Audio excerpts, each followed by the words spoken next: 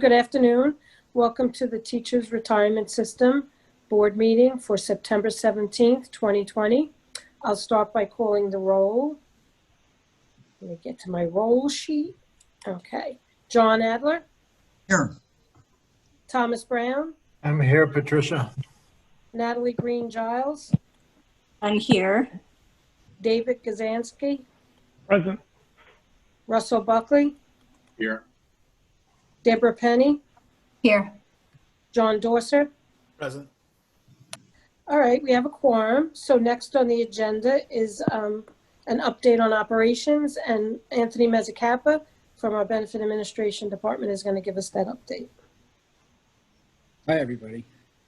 Nearly 1,600 members retired over the summer with a retirement date between June and September. 96% of these members are receiving advance payments or finalized retirement benefits as of September's payroll. Over 13,000 members elected to increase their TDA contribution rates in advance of the retroactive payment that they will receive in October or on October 15th under the UFT contract. The retroactive payment provides members a rare opportunity to make a large one-time deposit into their TDA account.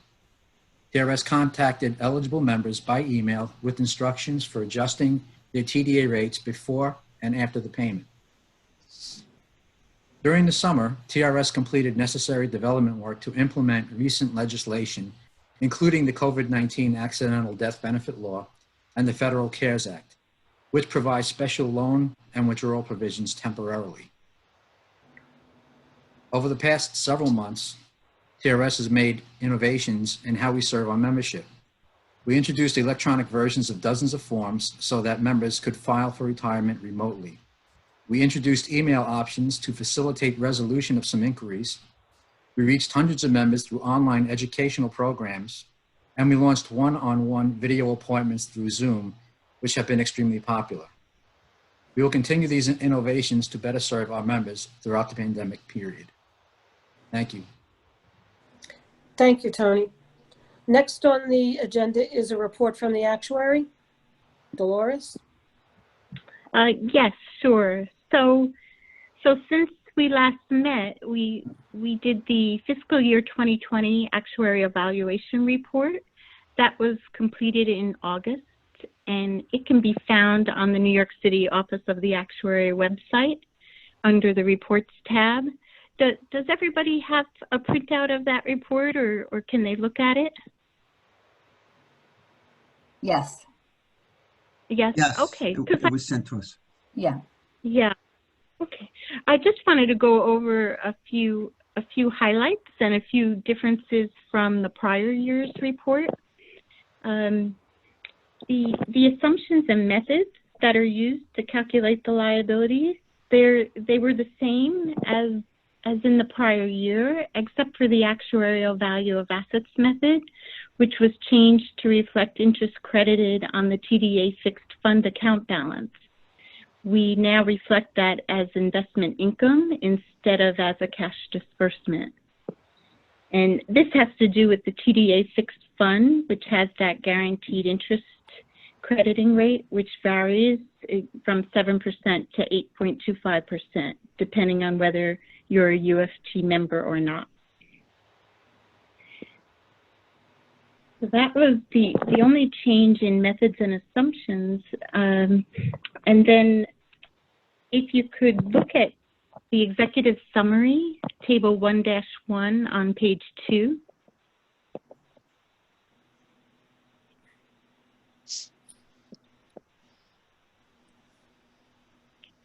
I just wanted to go over a few things on that page.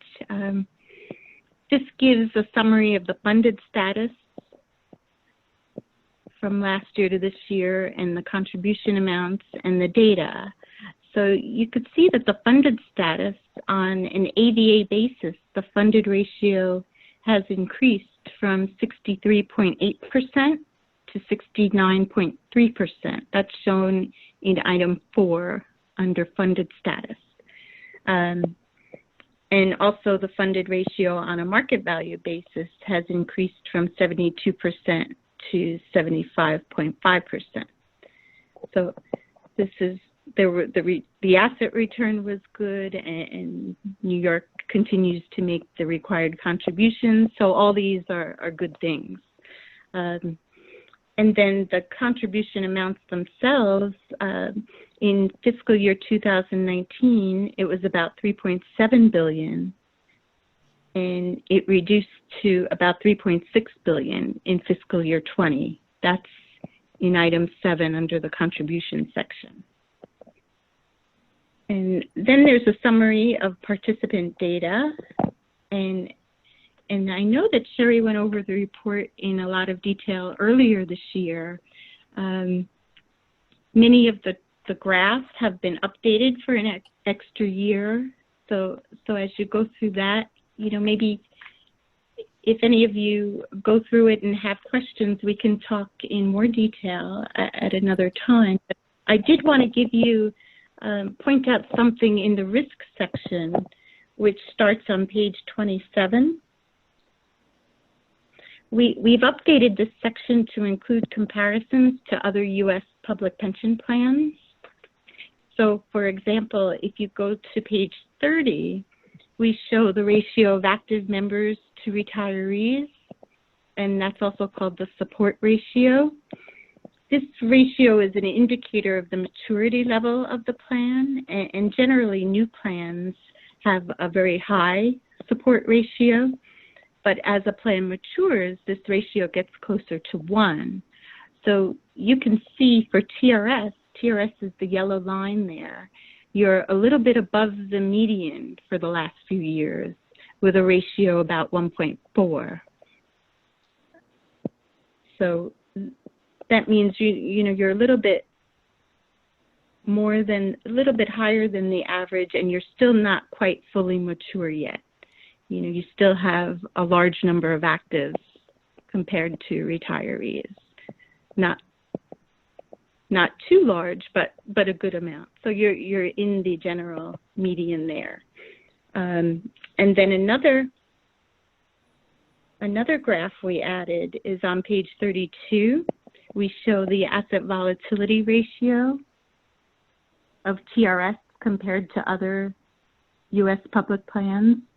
And this is a ratio of assets to payroll, and mature plans normally have very high asset volatility ratios, somewhere between 5 and 6.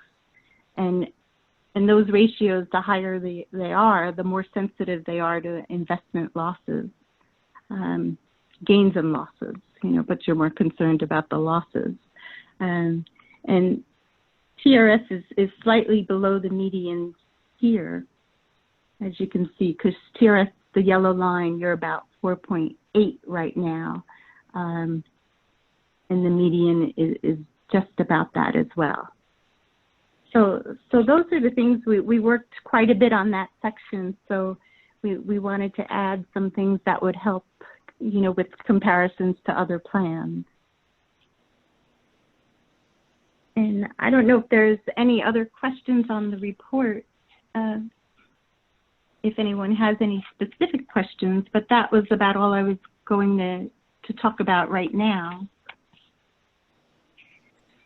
And then we also have the fiscal note report, if there are no questions on the valuation report. Dolores, this is Tom Brown. I have a question. At the beginning of the presentation, you had two funding numbers, 69.3 and then 75.5. Could you just go over the difference? What is the difference between those two? Yes. So one is based on an actuarial value of assets method, and one is based on market values. So what the actuarial value of assets, it smooths the gains and losses. And since TRS has had gains the past few years, the actuarial value is lower than the market value. But this is also good because in years when there are losses, this smooths out so that it's not as big of a hit. So that's the difference. One is just, the 75.5% is on a market value basis. Okay, thank you. You're welcome.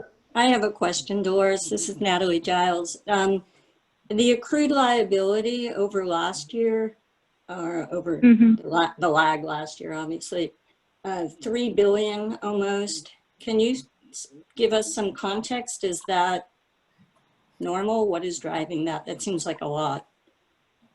Yeah, that is normal because see the accrued liability is increased each year. You know, it gets a year of interest and it also gets a year of service accruals. So you would be adding your service cost to it, which is shown in the contribution section below. So once you add, you know, you give it interest plus you add a year of accruals, and then there's also sometimes data changes, you know, but that's about right. Now there is a gain loss section in the report, which I did not discuss, but it sort of goes through the roll forward and shows you, let's see, the gain loss analysis is on page 24.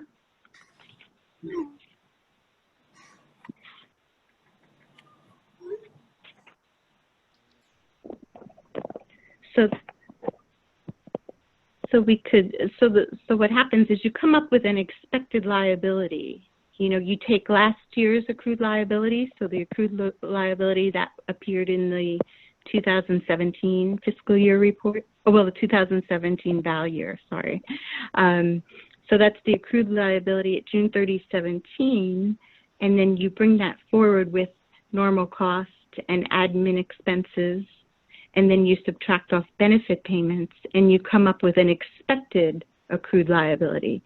So we would have expected that 69 that you were referring to go up to about 71.5. It actually went up a little more, and that was due to, you know, some data changes and some other items. You know, there is normally gain loss related to the data changes, but you can see that the percentages, the total actuarial, the accrued liability loss appears in item 5, and it's only a very small percentage of the total liability. You know, it's 708,000 out of 72.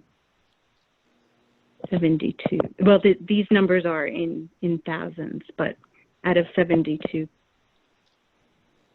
billion there. So I don't know if that helps at all. Yes, that's very helpful. But so I guess what you're saying, it's within the range of what you would have estimated, a little bit higher though, because that's 708 million, right? That's almost 709 million, that number. That's right. That's right. Okay. 709 million out of about 72 billion. Got it. Thank you. You're welcome. Yeah, there are a lot of details in this report. It really could be a whole other meeting to go through. But I'd be happy to answer any other questions that you have either now or if you want to contact me later.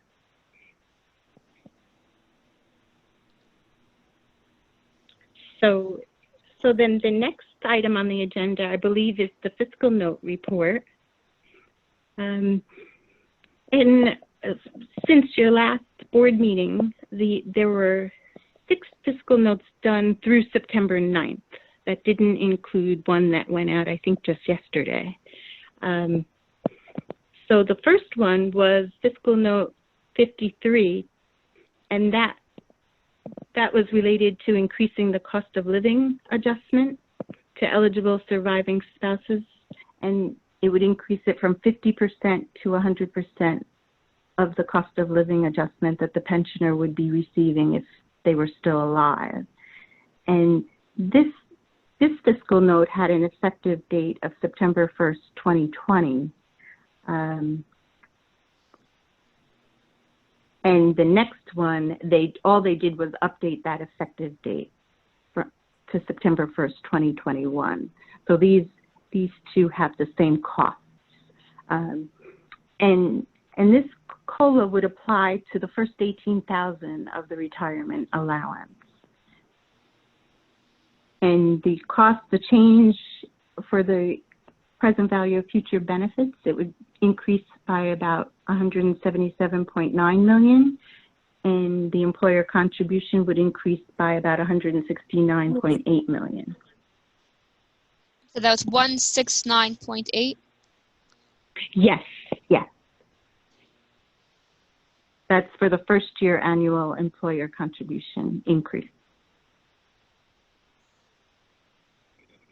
So then the next one on the list, with, again, that's just the change to the effective date a year later, September 1st, 2021, but the costs are the same.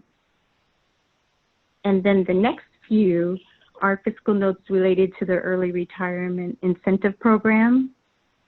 The first one would allow certain members of TRS who first joined before January 1st, 2010 to be eligible for this Part A and Part B early retirement incentive.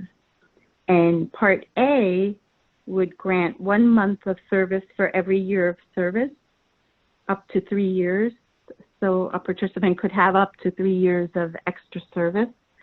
And Part B would provide unreduced retirement benefits if a member is at least age 55 with 25 years of service.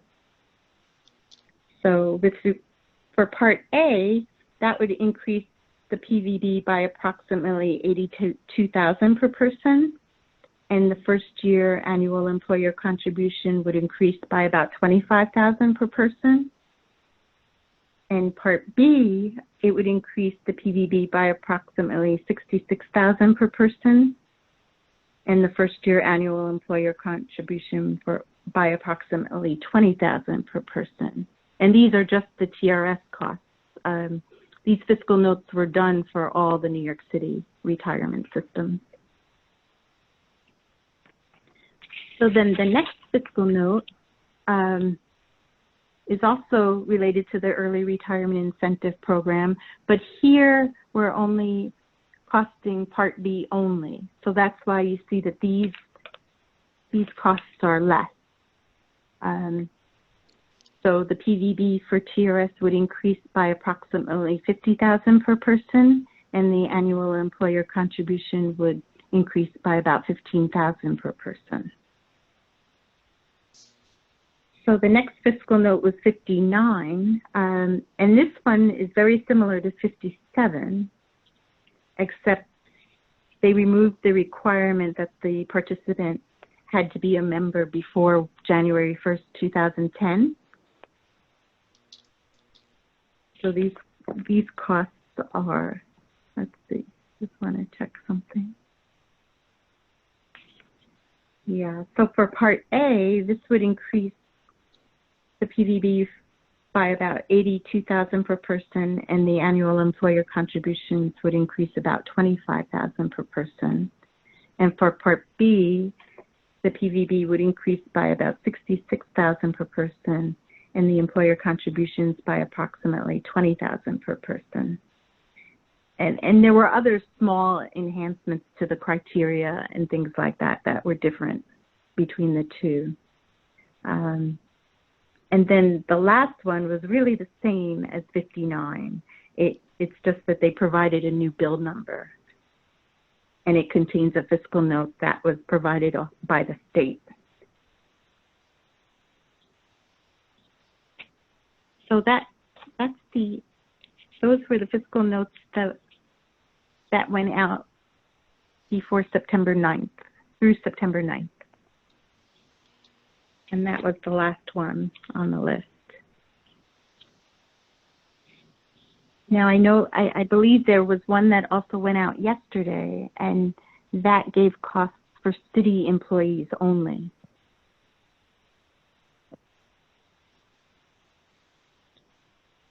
So does anyone have any questions on the fiscal note report? Sorry, what was the one that went out yesterday, Dolores? Yeah, I actually didn't work on that one, but it went out. It was also an early retirement incentive fiscal. Okay. Yeah, and it applied to city employees only. So for Got it. TRS, that would be DOE, you know. So Okay, thank you. you're welcome. I'm sorry. That PVB, was that the acronym? Oh yes, you know it's present value of future benefits, but sometimes we say PVB, which is present value of benefits. We go back and forth, but yeah, it's present value of future benefits, PVFB. Thanks. You're welcome.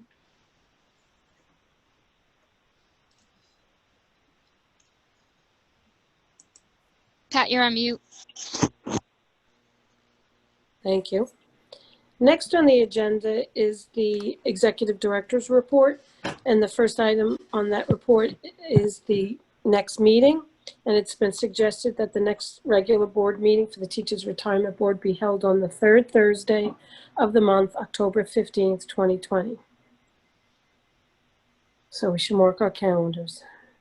Next is a resolution for the authorization to the Comptroller of the City of New York to invest certain QPP funds. Please waive the reading. Thank you.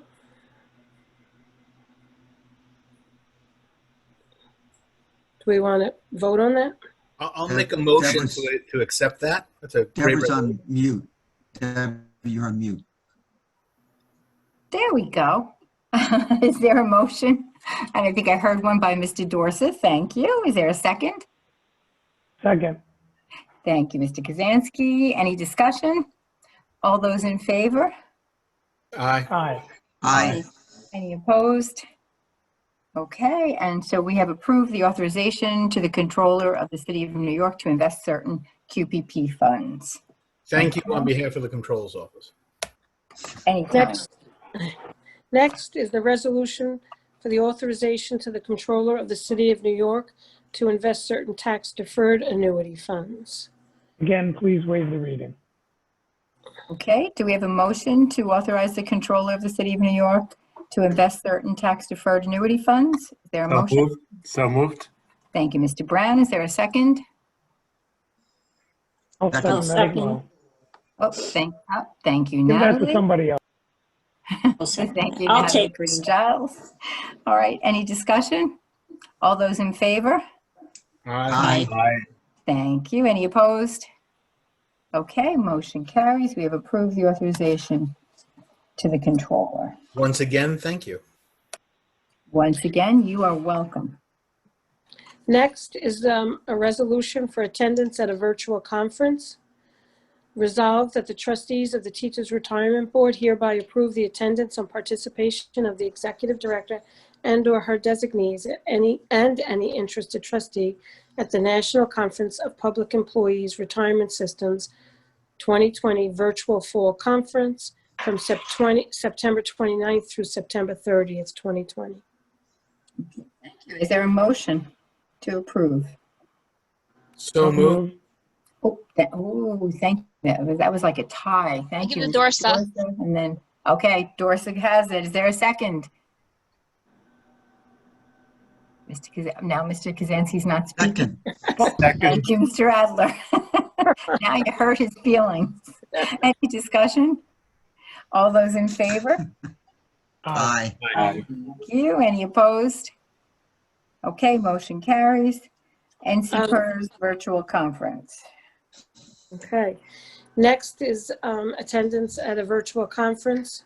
Be it resolved that the trustees of the Teachers Retirement Board hereby approve the attendance and participation of the Executive Director and/or her designees and any interested trustee at the National Council of Teachers Retirement Virtual 98th Annual Conference 2020 from October 12th through the 14th of 2020. Thank you. Do I hear a motion? So moved. Thank you, Mr. Brown. Do I hear a second? Second. Who just said? Thank you, Mr. Dorset. Any discussion about that? All those in favor? Aye. Aye.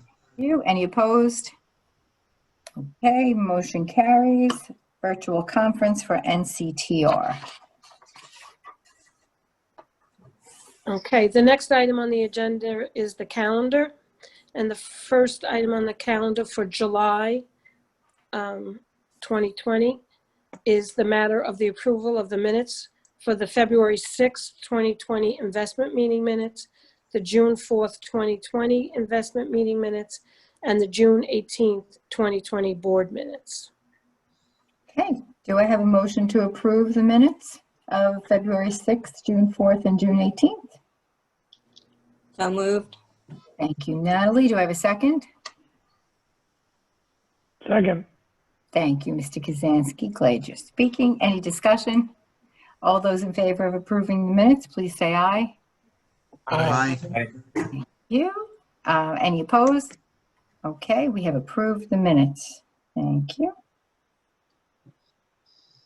I'm just trying to get to my August minutes. If you could just bear with me for a minute. Patricia, they read the same thing. Oh, it's the same minutes that are being approved? Yes. All right. Okay, so then in addition to the June minutes, there's the August minutes, the August calendar, as well as the September calendar. So you all received the details of the 3 months calendars. So at this point, we could look for a vote to approve the calendar. Okay, do I hear a motion to approve the calendar? So moved. Thank you, Mr. Kazansky. Do I hear a second? Second. All those in favor of approving the calendar, please say aye. Aye. Thank you. Any opposed? Okay, calendar passes. Thank you. Okay, next on the agenda is other business. So I'm just going to give an update on our COVID cases. So TRS has a potential of 69 COVID-19 ADB cases, and TRS has been in touch with all the beneficiaries and have assisted them in understanding their benefits and what documentation needs to be submitted for those benefits. To date, we have received 32 accidental death benefit applications out of the 69 possible COVID deaths. The remaining beneficiaries have not filed for their accidental death benefits as of yet, but and in some cases they filed, but we're waiting for documentation, such as a certification from a doctor, guardianship paperwork for minors. We're also some are waiting on confirmation of the last day worked in a school building. Of all of the 32 applications that we have received, 9 were processed on the August payroll, and 10 are scheduled for the September payroll as of now. For those remaining cases of the 32 applications we have received that don't get on the September payroll, will certainly make the October payroll. So that's my update. Thank you. And on behalf of all of the members' families, because I've been in touch with every single one of them, I want to thank TRS for their concern and just helping so much. Any question they had, Patricia herself would call them. They set up a hotline number for them to reach out, and TRS really went above and beyond, and we really appreciate it. I thank you. Thank you. So next on the agenda is if we have any questions or comments from the public.